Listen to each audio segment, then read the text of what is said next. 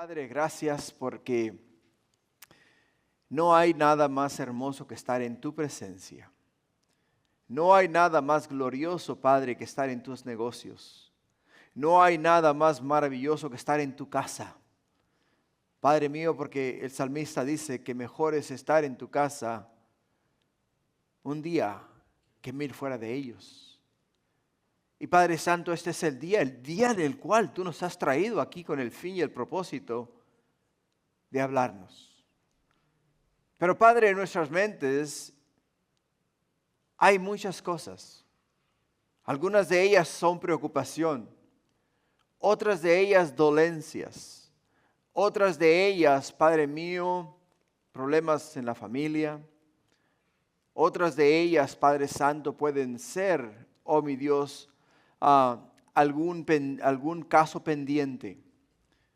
Y cuando estamos acá en tu casa, esas cosas, Padre Celestial, a veces nos roban la atención de lo que tú nos quieres enseñar y las cosas que nos quieres decir.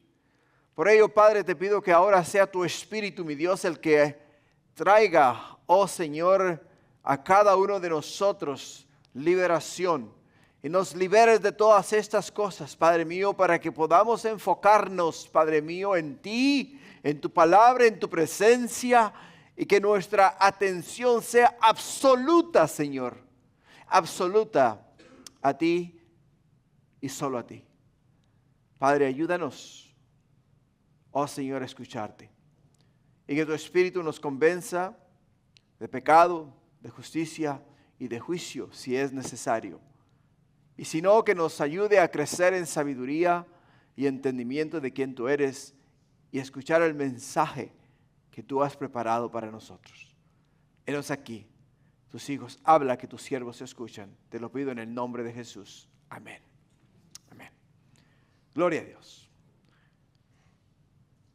Antes de dar inicio, hace algunos años, en una comunidad creciente había un grupo de jóvenes que sintieron en su corazón el deseo de plantar una iglesia en esta nueva comunidad. Y ellos no tenían edificio, solamente tenían un terreno baldío. Y en ese terreno baldío dijeron ellos, ok, perfecto, pongamos una casa de campaña, una tienda. Y reunámonos en ese lugar. La comunidad creciente, o sea, aquella nueva comunidad, al mirar a estos jóvenes entusiasmados y emocionados que levantaron su casa de campaña y comenzaron a alabar a Dios y comenzaron a predicar la palabra dentro de aquella casa de campaña, que todo lo que decían dentro de la casa de campaña se oía en el exterior porque no había paredes. No había paredes. La comunidad al mirar esto decían, están locos. Estos muchachos no tienen más nada que hacer. Están perdiendo el tiempo. Están perdiendo el tiempo. Pero ellos continuaron porque sentían el deseo de que Dios se alabase y se adorase en aquella nueva comunidad.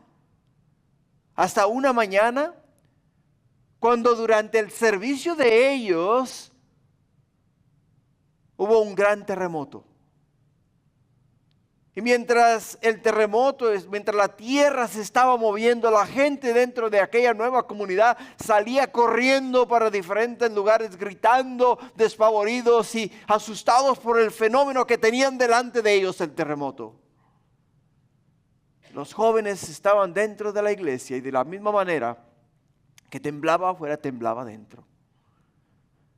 Pero ellos cayeron todos de rodillas, aunque la tierra se movía, todos cayeron de rodillas. Y uno de ellos dijo, aunque el suelo se mueva, nuestra fe no se va a mover. Sigamos orando a Dios. Y continuaron orando a Dios. Y al mirar la comunidad, que aquellos jóvenes no eran movidos por el fenómeno del terremoto, dijeron, wow, estos muchachos están en el lugar correcto. De ese día en adelante, la comunidad entera se agregó, ¿a dónde? A esa pequeña iglesia joven que acababa de nacer, porque miraron que su fe no menguaba. Miraron que su fe no fue movida en el medio de la tormenta, en el medio del terremoto. Y eso es lo que vamos a tocar el día de hoy, iglesia. El tema es una iglesia joven, una fe firme. Una iglesia joven, una fe firme. La iglesia de Tesalónica nació de la misma forma que nació la primera iglesia en la ciudad de Jerusalén. ¿De qué manera? Por la predicación de la palabra de Dios. Por la predicación de la palabra de Dios. En el libro de Hechos, capítulo 2, versículo 22, encontramos el nacimiento de la iglesia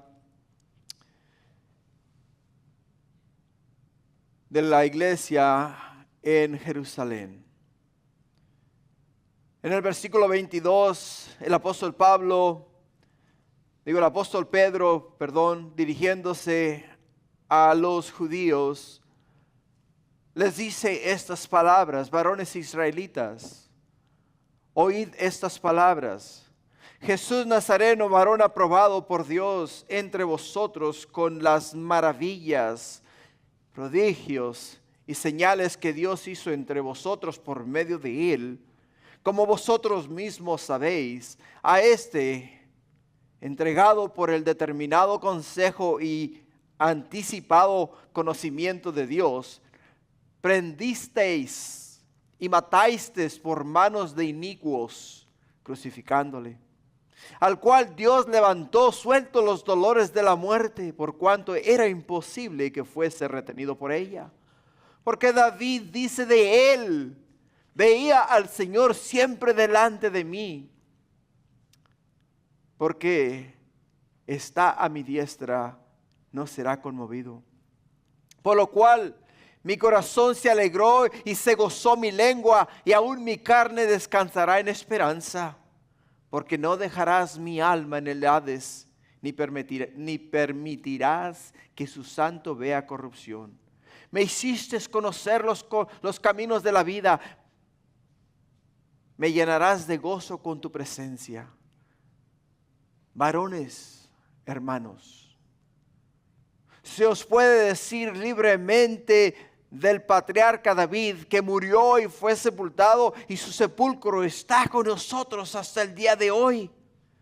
Pero siendo profeta y sabiendo que con juramento Dios había jurado que de su descendencia en cuanto a la carne levantaría al Cristo para que se sentase en su trono. Viéndole antes, habló de la resurrección de Cristo, que su alma no fue dejada en el Hades, ni su carne vio corrupción. A este Jesús resucitó Dios, de lo cual todos nosotros somos testigos.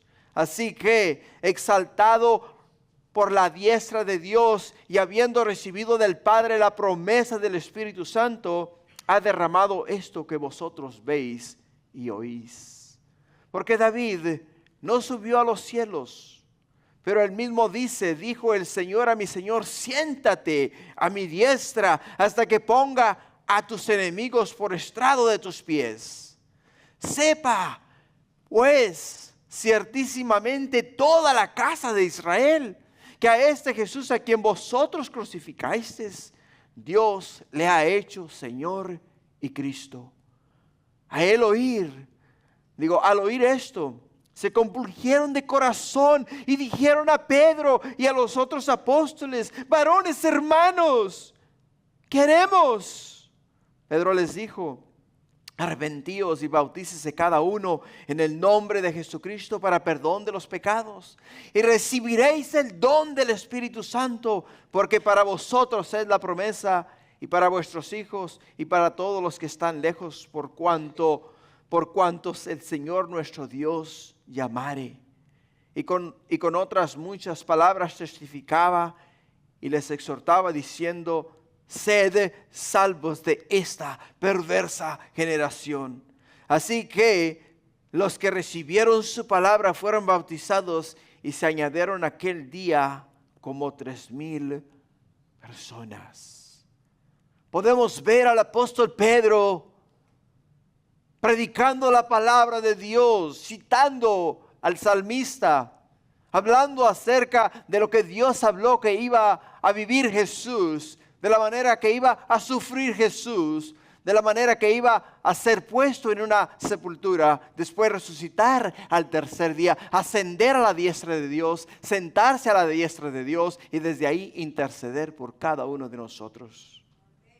Y al escuchar el mensaje, al escuchar la palabra de Dios, aquella muchedumbre de personas se compungieron de corazón y entendieron que Jesús es el camino, que Jesús es la verdad, Jesús es la vida y nadie viene al Padre si no es a través de Él. Y preguntaron, ¿qué haremos? ¿Qué haremos? O sea, ¿qué haremos? Aceptar a Jesús, arrepentirte de tus pecados. El primer paso para la salvación, iglesia, es el arrepentimiento. Porque sin arrepentimiento no puede haber perdón de pecado. Se arrepintieron, se compungieron, entendieron y aceptaron a Jesús como Señor y Salvador. Y al aceptar a Jesús como Señor y Salvador, entonces fueron salvos. La Escritura nos dice que fueron salvos como 3,000 hombres. Hermanos, cuando el apóstol Pablo predica en Tesalónica, no predicó un evangelio diferente, ¿entiende? El apóstol Pablo predicó exactamente las mismas palabras que predicó el apóstol Pedro. El apóstol Pablo vino predicando a Jesús. El apóstol Pablo vino predicando la salvación en Cristo Jesús. Y de la misma manera que nació la iglesia en la ciudad de Jerusalén, nació la iglesia en Tesalónica. ¿Por qué? Porque predicó la verdad, predicó el evangelio, la salvación en Cristo Jesús. En Hechos capítulo 17, versículo 1, nos dice la Escritura, pasando por Anfípolis y Apolonia, llegaron a Tesalónica, donde había una sinagoga de los judíos. ¿Te das cuenta? En Israel, en Jerusalén, Pedro estaba predicando ¿a quién? A los judíos. Y en el versículo 2, y Pablo, como acostumbraba, fue a ellos. Y por 3 días de reposo discutió con ellos, o sea, por 3 semanas, declarando y exponiendo por medio de las Escrituras que era necesario que el Cristo padeciese y resucitase de los muertos. Y que Jesús, a quien yo os anuncio, decía él, es el Cristo. Y algunos de ellos creyeron y se juntaron con Pablo y con Silas, y de los griegos piadosos, gran número, y mujeres nobles, no pocas. El Hechos 17, versículo 1 al 4, no nos da la cantidad de personas, como nos las da en el libro de Hechos, capítulo 2. Pero acá podemos entender que el impacto del evangelio, la predicación de la palabra de Dios, el reconocer que Jesús es el Cristo, el entender que Él es el camino, la verdad y la vida, llevó a esos hombres al arrepentimiento y a reconocer a Jesús como el Salvador de la humanidad. Y dieron sus vidas a Jesús. Por ello el tema de hoy, una iglesia joven, una fe firme. Una iglesia joven, una fe firme. En un pequeño pueblo, un granjero plantó un roble joven en el campo más expuesto, donde el viento soplaba con más fuerza. Y la gente del pueblo le decía, ¿por qué no plantas el árbol en un lugar más protegido? Donde le has plantado no va a sobrevivir. Donde le has plantado no va a sobrevivir. Pero el granjero sonreía y respondía, es en el viento fuerte donde aprenderá a echar raíces profundas. es en el viento fuerte donde aprenderá a echar raíces profundas. Con los años, muchas otras plantas perecieron en las tormentas. Pero ese roble comenzó pequeño y frágil, creció firme y fuerte. Sus raíces eran profundas porque desde joven, escucha, desde joven enfrentó los vientos más duros y feroces. Así que, como el roble joven se fortalecía enfrentando la tormenta, la iglesia de Tesalónica, aunque nueva en la fe, se hizo firme en el medio de la persecución. Se hizo firme en el medio de la persecución. Una fe joven no significa una fe débil. Con el Espíritu Santo puedes echar raíces profundas y resistir cualquier prueba en tu vida. Hermanos, a pesar de su reciente conversión, la iglesia de Tesalónica, y a pesar de las tantas y miles de pruebas por las cuales la iglesia de Tesalónica pasó, fue una iglesia fuerte, fue una iglesia firme, fue una iglesia que se mantuvo en la verdad, se mantuvo en la palabra de Dios. Muchas de las veces entendemos y reconocemos el hecho de que en la vida del cristiano, hermanos, vienen a nosotros muchas pruebas y muchas tribulaciones. Vienen enfermedades, vienen contiendas, vienen a nosotros problemas monetarios, vienen a nosotros problemas de salud. Y vienen a nosotros también problemas de depresión. Y es imposible evitar que vengan a nosotros. Porque estamos, hermanos, viviendo en un mundo caído.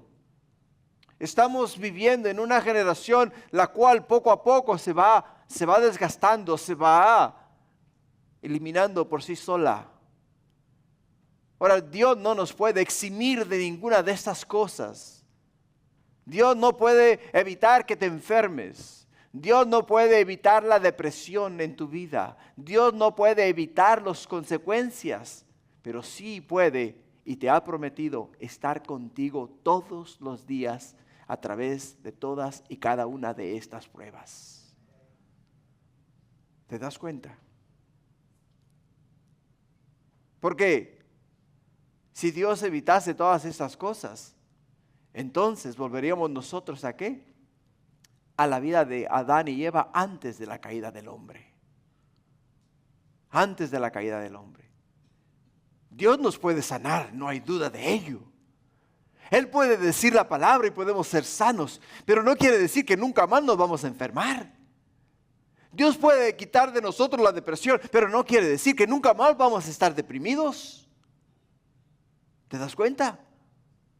Porque nuestro cuerpo, aunque no querramos, poco a poco se va desgastando. Las dolencias poco a poco se van incrementando. Los problemas cada día se hacen mayores. O sea, diariamente experimentamos una vida de prueba. Diariamente. Pero Dios ha dicho, he aquí, yo estoy con vosotros todos los días hasta el fin del mundo. Jesús ha prometido y ha dicho a nosotros en Mateo 28. Dice, toda autoridad me ha sido dada arriba en los cielos y abajo en la tierra. Id por lo tanto y hacer discípulos de las naciones, bautizándoles en el nombre del Padre, del Hijo y del Espíritu Santo. Y enseñándoles que guarden todas las cosas que yo os he enseñado. Y he aquí, yo estoy con vosotros todos los días hasta el fin del mundo. Todos los días. Me dirás tú, Jesús nunca experimentó hambre. Oh, sí, experimentó hambre. Me dirás tú, Jesús nunca experimentó frío. Oh, sí, experimentó frío. Me dirás tú, oh, Jesús nunca experimentó dolor. Oh, sí, experimentó dolor. ¿O tú crees que cuando le daban los latigazos en la espalda se reía? No. Él sentía látigo en su espalda. Él sentía los golpes en su quijada. Él sentía los golpes en su rostro. Ahora es Dios, era Dios, 100% Dios. ¿No podía acaso eliminar el dolor para no sentirlo? Claro que lo podía. Pero ¿sabes qué? Dios Padre le dio una misión. Y su misión fue venir a experimentar lo que nosotros experimentamos, para identificarse con nosotros, para entonces dar a nosotros la salvación, la vida eterna. Servimos a un Dios bueno, a un Dios misericordioso. Nuestro Dios no es un Dios justiciero, porque muchas veces creemos, si Dios me mira, me va a castigar. No. Nos castigamos nosotros mismos con las consecuencias de nuestros pecados. Pero Dios extiende a nosotros su mano, nos extiende a nosotros su gracia, nos extiende a nosotros su misericordia. Y por ello podemos entender que a pesar de su reciente conversión de esta iglesia, ellos se mantuviesen firmes en la prueba y en las tribulaciones. Se mantuviesen firmes en las pruebas y en las tribulaciones. Lo que nos lleva al primer punto que vamos a tocar este día. El primer punto que vamos a tocar es fundamentos de una fe en acción. Fundamentos de una fe en acción. Versículo 1, Pablo, Silvano y Timoteo a la iglesia de los tesalonicenses, en Dios Padre y en el Señor Jesucristo. Gracia y paz sean a vosotros de Dios nuestro Padre y del Señor Jesucristo. Cuando construyes una casa, lo más importante no es colocar las paredes, ni el color de las paredes, o el diseño del techo. Lo más importante de la casa son los cimientos que la sostienen. Eso es lo más importante de la casa. Así también una iglesia no se define por sus programas o su popularidad, sino por los fundamentos invisibles, pero esenciales de su fe. En Tesalónica, Pablo vio más que una congregación. Vio una comunidad cimentada firmemente en Cristo Jesús. Una ciudad, una iglesia, un pueblo, una comunidad que habían puesto su fe en el Hijo de Dios. Habían puesto su fe en el Hijo de Dios. Donde la fe no era teoría, sino acción concreta. Hermanos, eso personalmente para mí es una gran motivación. Una gran motivación. Por ello, Pablo se dirige a ellos de la siguiente forma. Os mandan saludos vuestros admiradores. Os mandan saludos vuestros admiradores. Yo primero, Pablo, os admiro por su fe. Después os manda saludos Silvano y Timoteo. Porque realmente damos gracias a Dios que ustedes con solo 3 semanas de formación espiritual se han mantenido mucho más sólidos y fuertes que aquellas iglesias con las cuales hemos pasado 1 año y medio, 2 años, 3 años. ¿Por qué, hermanos? Porque el fundamento de nuestra fe y de la iglesia es Cristo Jesús. El fundamento de nuestra fe y de la iglesia es Cristo Jesús. No es una noche de alabanza y adoración. No es la clase de fundamentos de la fe. No es una clase acerca del liderazgo. No es nuestras reuniones de hombres y mujeres. Nada de estas cosas son la base de nuestra fe. Nuestra fe está anclada en el Hijo de Dios, está anclada en Cristo Jesús. En Jesús está nuestra fe. El apóstol Pedro, cuando escribe su carta, toca estos puntos y nos habla acerca del fundamento de nuestra fe, acerca de la piedra viva, acerca de Jesús. En primera de Pedro, capítulo 2, versículo 4, dice: acercándoos a Él, ¿a quién? A Jesús. Piedra viva, desechada ciertamente por los hombres, mas para Dios escogida y preciosa. Vosotros también, como piedras vivas, sed edificados como casa espiritual y sacerdocio santo, para ofrecer sacrificios espirituales aceptables a Dios por medio de Jesucristo. Por lo cual también contiene la Escritura: he aquí pongo en Sión la principal piedra del ángulo, escogida, preciosa. El que creyere en Él no será avergonzado. El que creyere en Jesús no será avergonzado. Pero vosotros, pues, los que creéis, Él es precioso.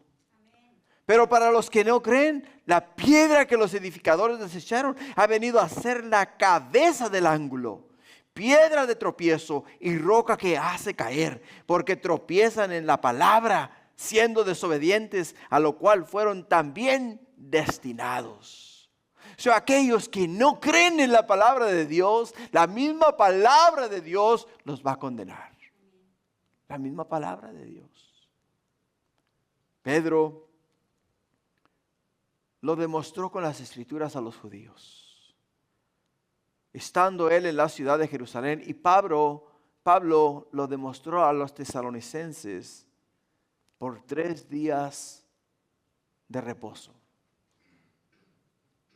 El apóstol Pedro, después de ser investido con el poder del Espíritu Santo, después de estar él y 119 más en el aposento alto, orando y clamando a Dios por el poder del Espíritu Santo, nos dice la Escritura que vino el Espíritu Santo sobre 120 de los que estaban en el aposento alto, siendo uno de ellos el apóstol Pedro.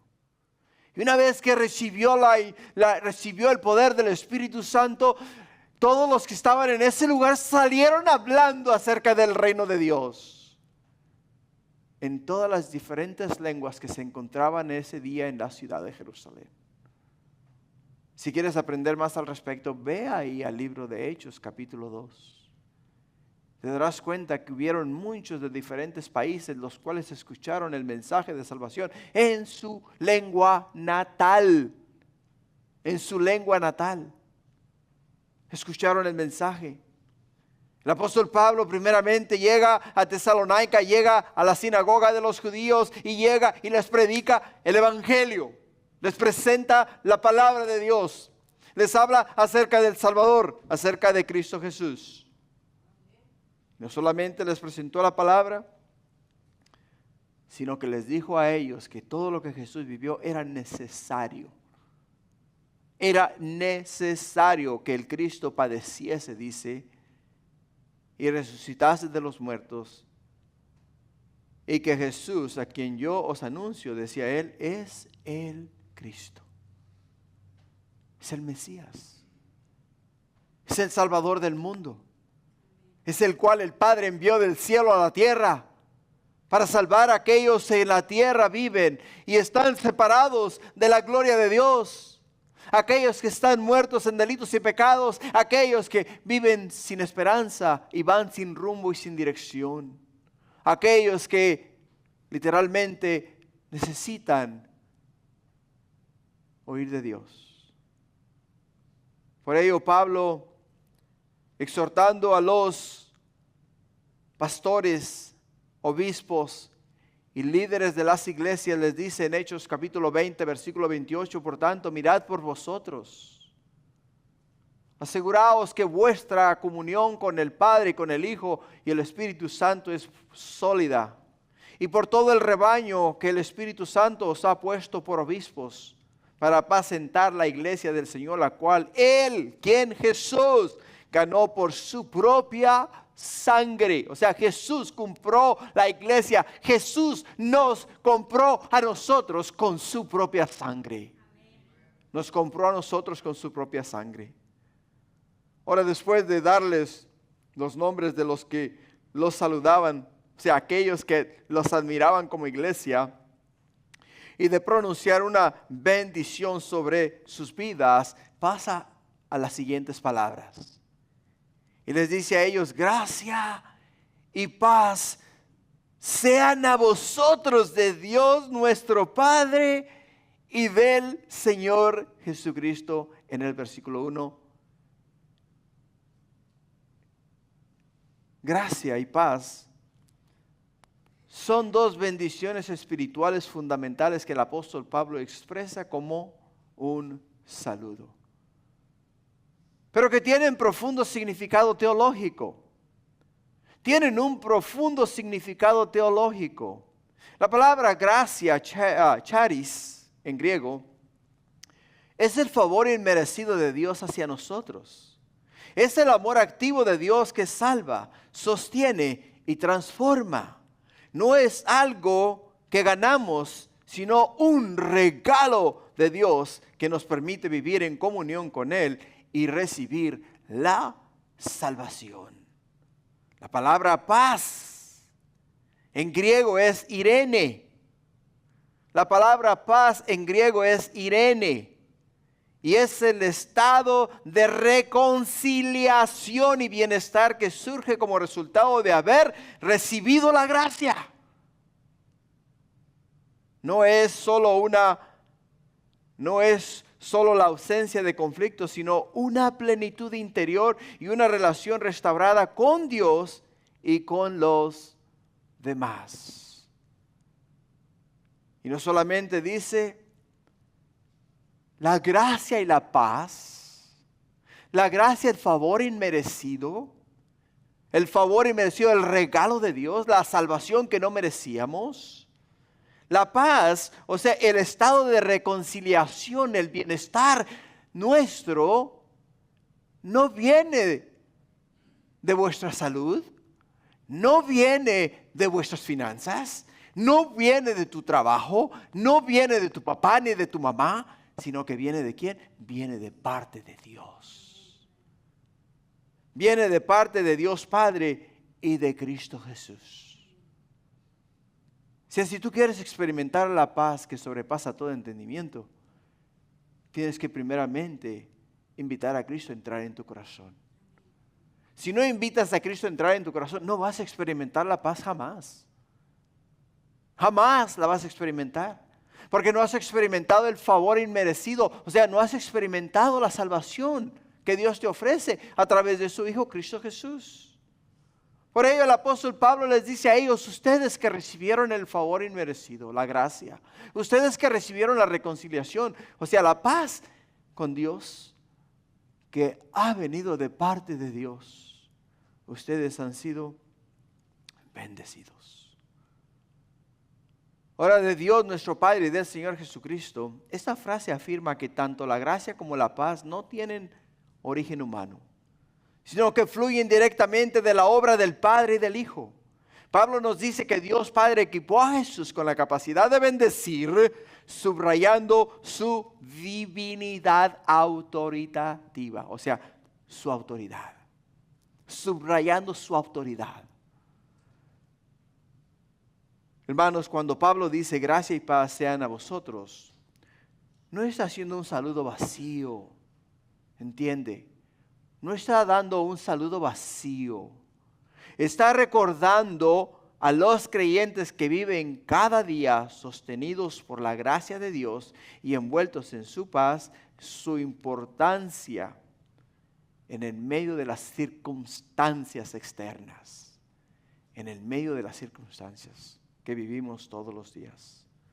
Para nosotros, iglesia, para nosotros, nuestra verdadera identidad no está en nuestra ciudad, en nuestra cultura, en nuestra denominación.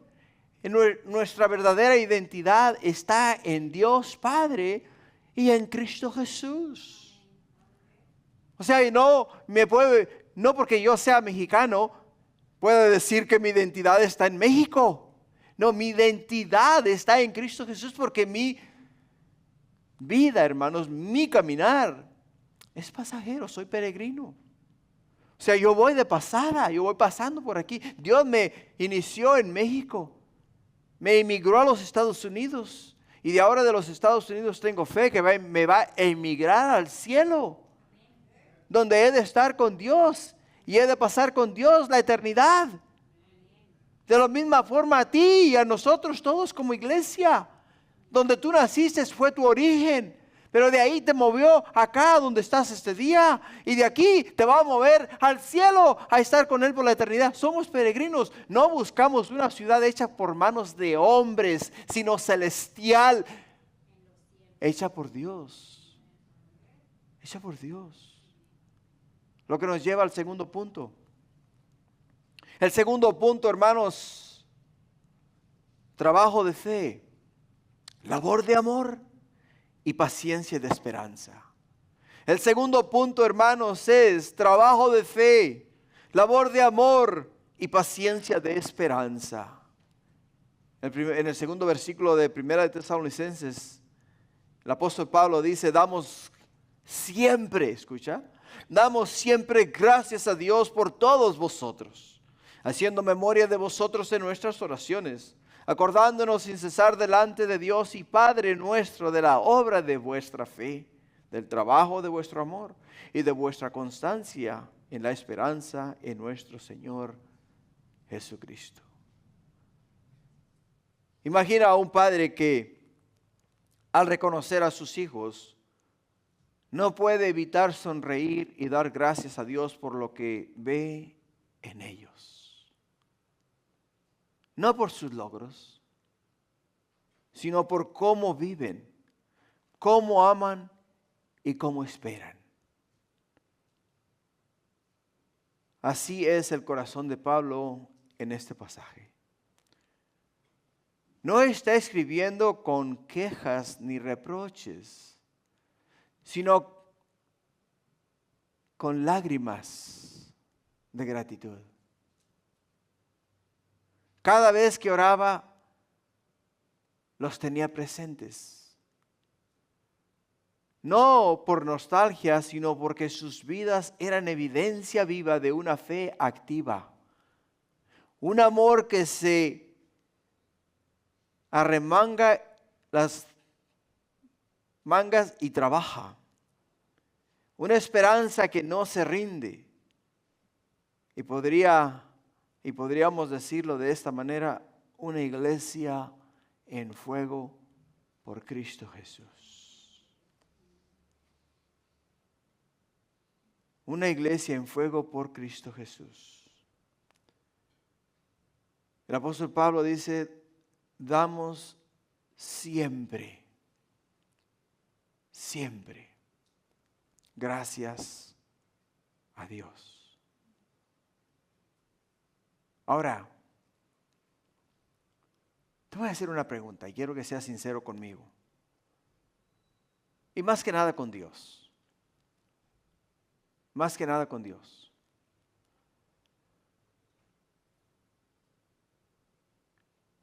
Si tú eres madre o eres padre,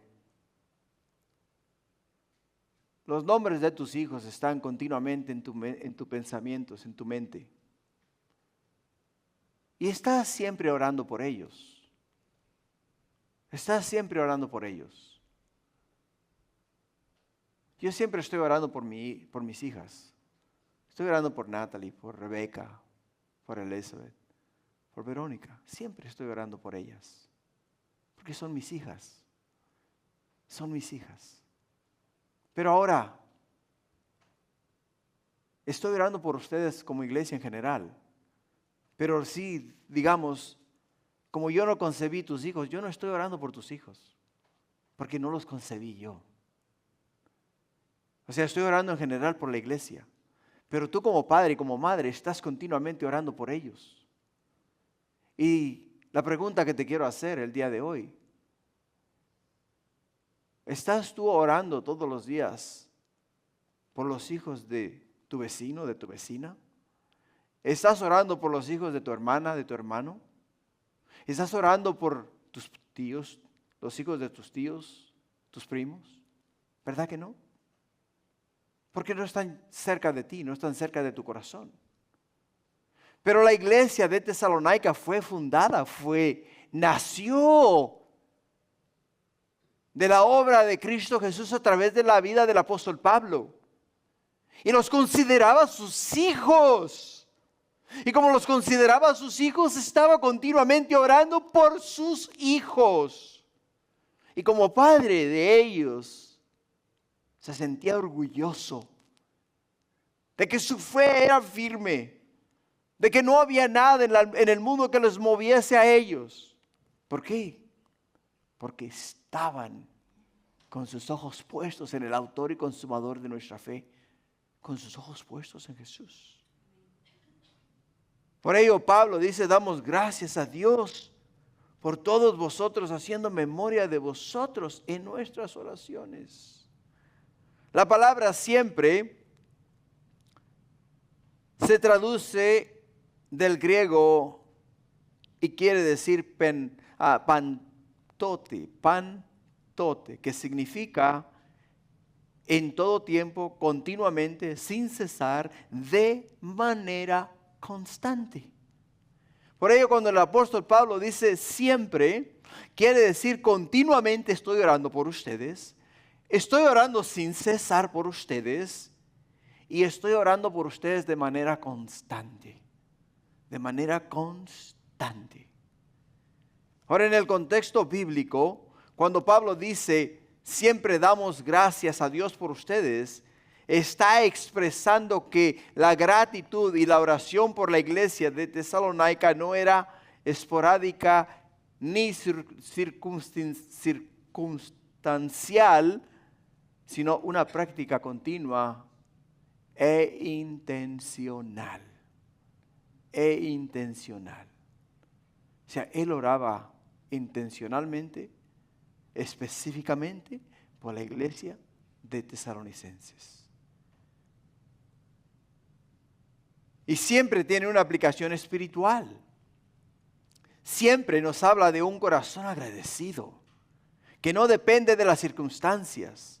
Nos habla de un corazón que refleja una actitud constante de oración y aprecio por la obra de Dios en otros.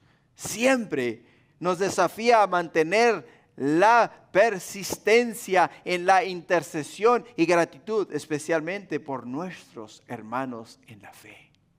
Siempre. Por ello dice Pablo, siempre damos gracias a Dios. Todo el tiempo de manera intencional.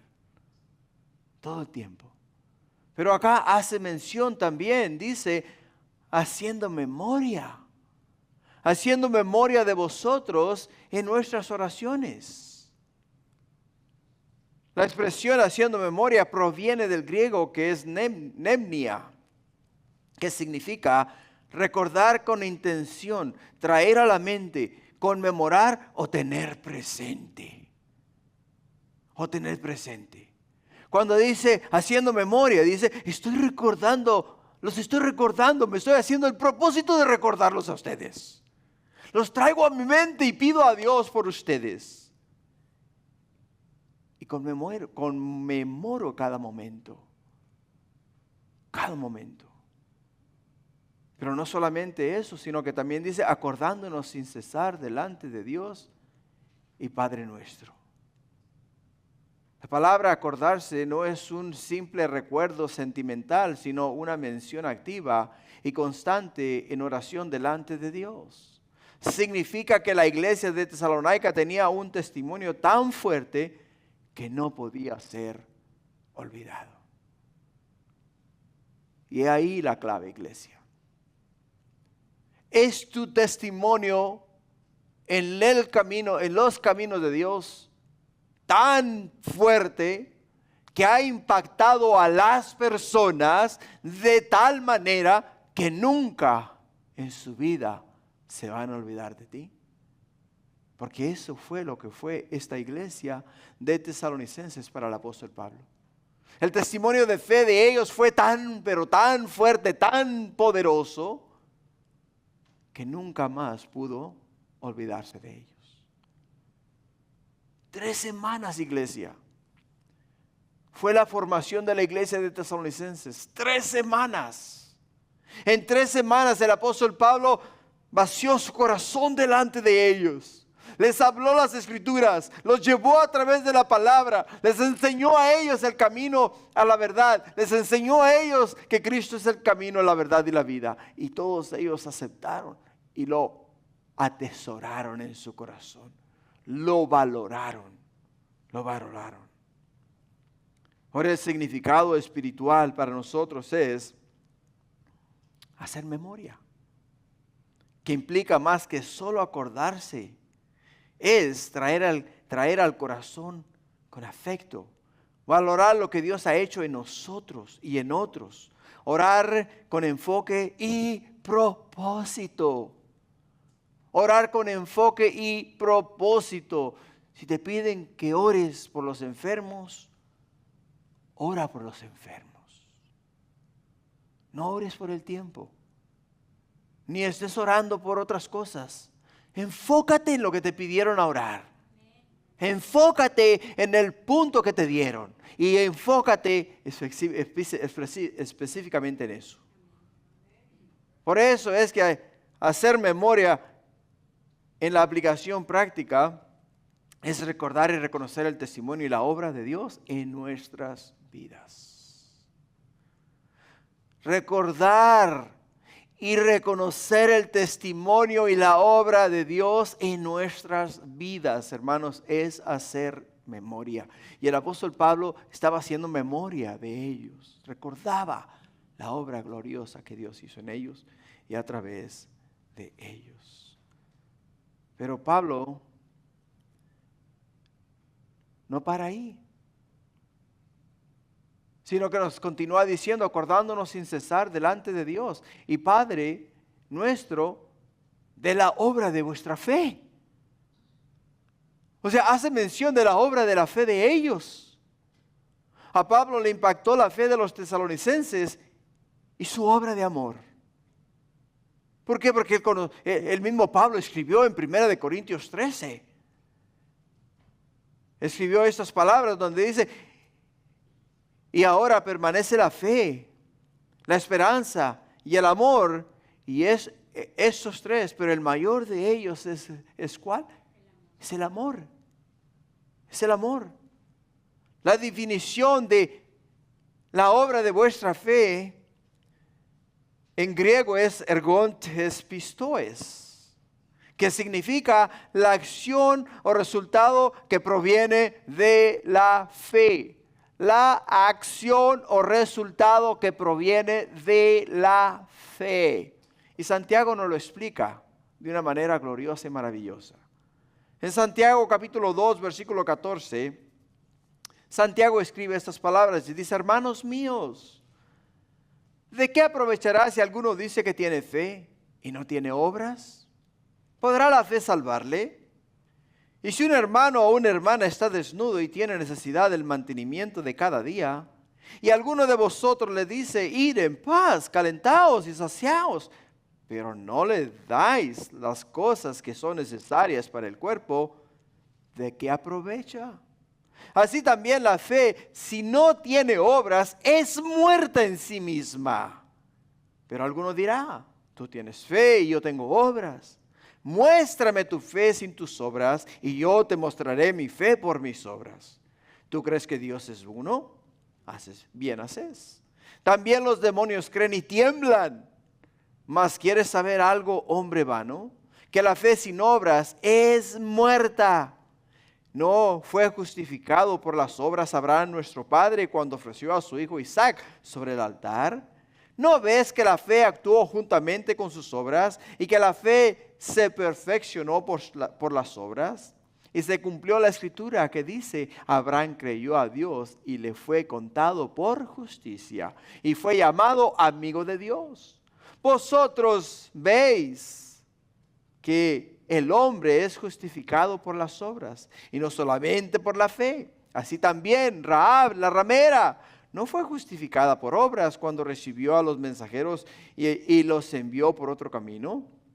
Porque como el cuerpo sin espíritu está muerto, así también la fe sin obras está muerta.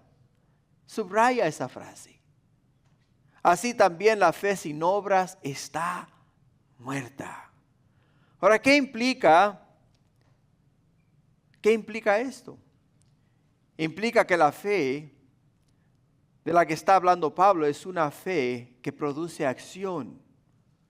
No es solo una fe intelectual o emocional, sino una fe activa. Es una fe que obra, se mueve, sirve y responde. Responde. Obra como fruto, no como mérito. O sea, como fruto. ¿Por qué? Porque es fruto, estás produciendo obras por tu fe en Jesús. El árbol cuando lo plantas en la tierra está produciendo frutos de lo que está recibiendo de la tierra. Y cuando tú estás dando frutos de lo que estás recibiendo de Jesús. La fe de la palabra o la fe de la que habla Pablo es fe visible y práctica. Una fe que se mira. La fe verdadera no se limita a palabras o sentimientos, se demuestra en acción. La iglesia de Tesalónica no solo creyó en Cristo, sino que vivió como si cada promesa de Dios fuera realidad en el presente. En el presente. Su fe los impulsó a actuar y a servir y a perseverar hasta los últimos momentos. En la película Desafiando a los gigantes, no sé si ya la habrás mirado, Facing Your Giants, Desafiando a los gigantes. Un pastor cuenta al entrenador de fútbol una historia. El entrenador viene y le dice, hey, ¿sabes qué? Vamos a tener un encuentro con este equipo que es sumamente más fuerte que nosotros. Y el pastor le da una ilustración. Dice, había 2 agricultores que oraron por lluvia.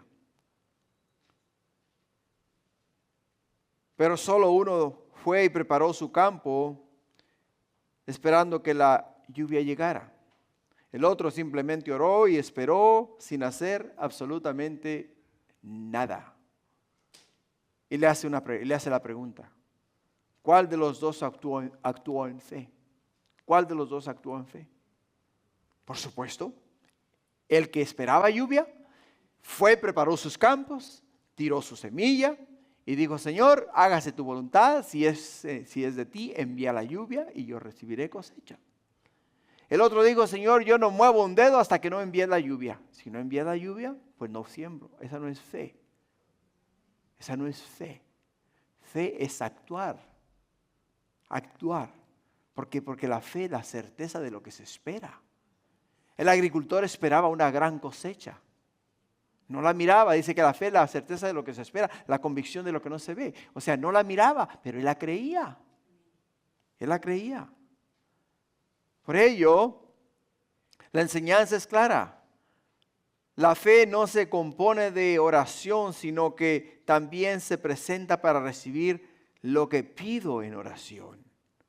Así eran los tesalonicenses, una iglesia que no solo obraba, sino que caminaba, servía y vivía con convicción. Como aplicación personal, hermanos, nuestra fe la pregunta es, ¿nuestra fe se está moviendo? ¿Estamos tomando decisiones y pasos como quienes creen de verdad que Dios responderá?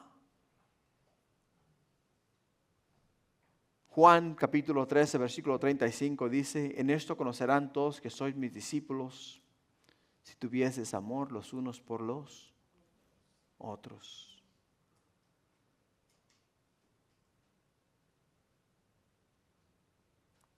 Pablo no solo admira la fe de los tesalonicenses, sino que también admira su trabajo de amor.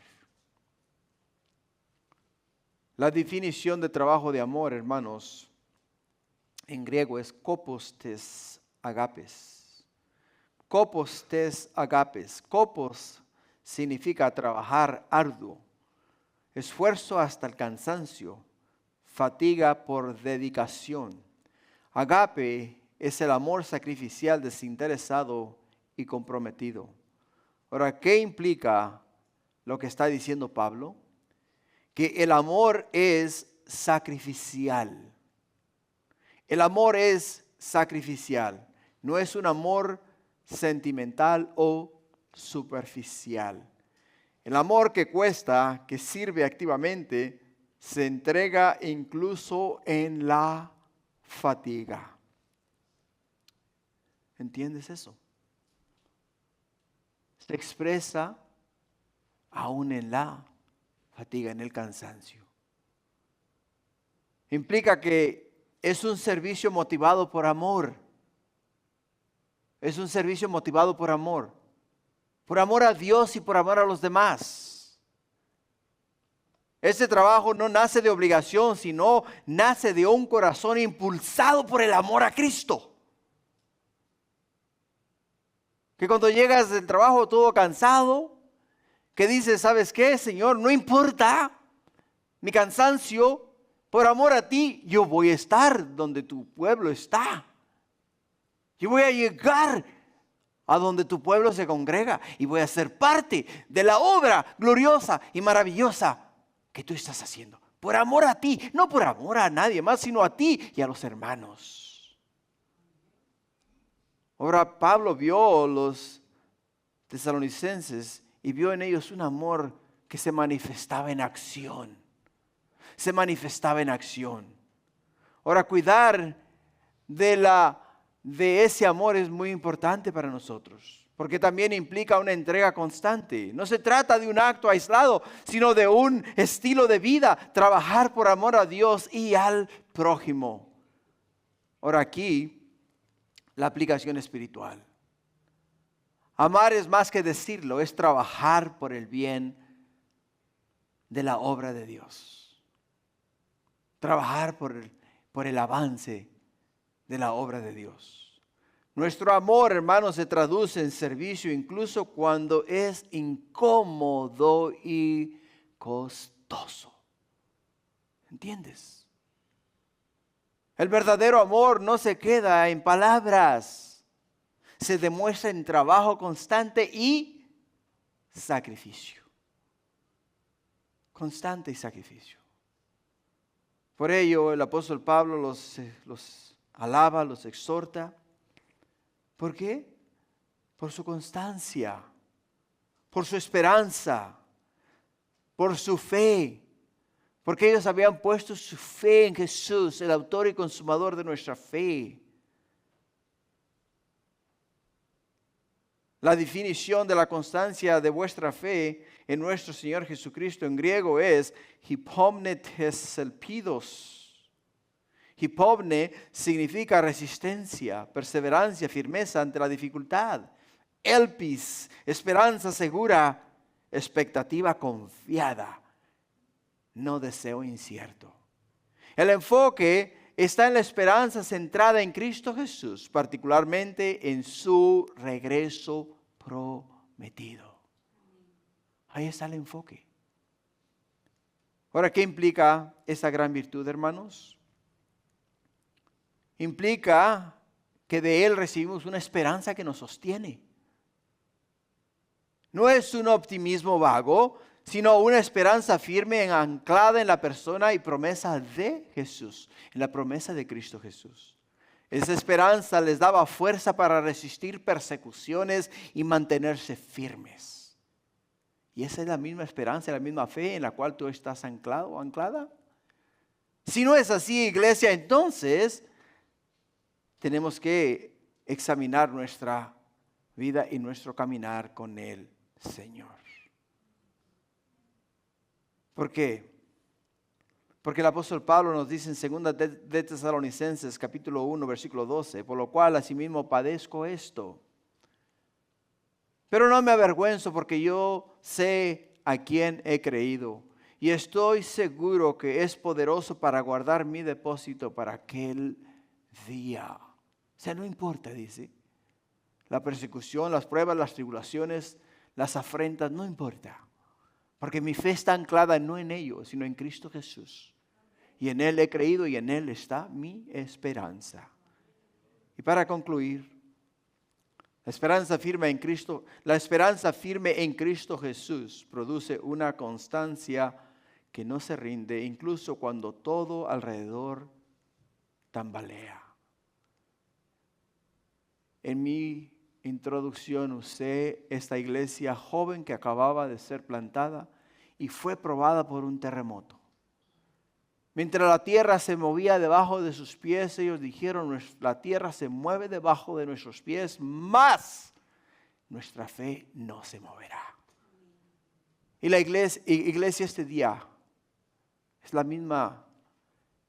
el mismo reto para nosotros. Mientras la tierra abajo de nosotros se está moviendo, debemos de mantener nuestra fe en Jesús, el autor y consumador de nuestra fe. Amén. Pónganse de pie, vamos a orar.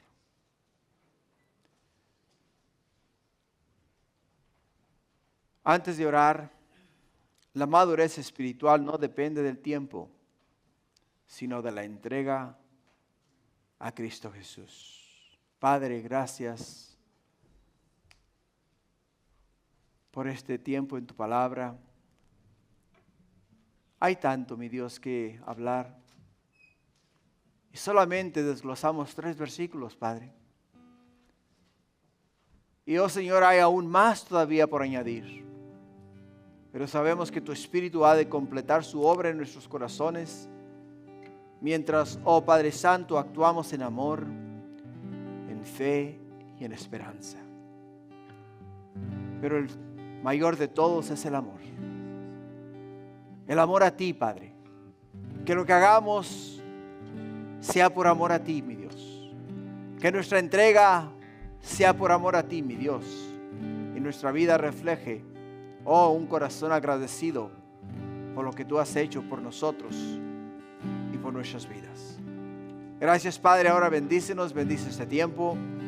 Glorifícate y, oh Padre Santo, sé glorificado en nuestras vidas. Te damos honra y gloria este día y siempre en el nombre de Jesús.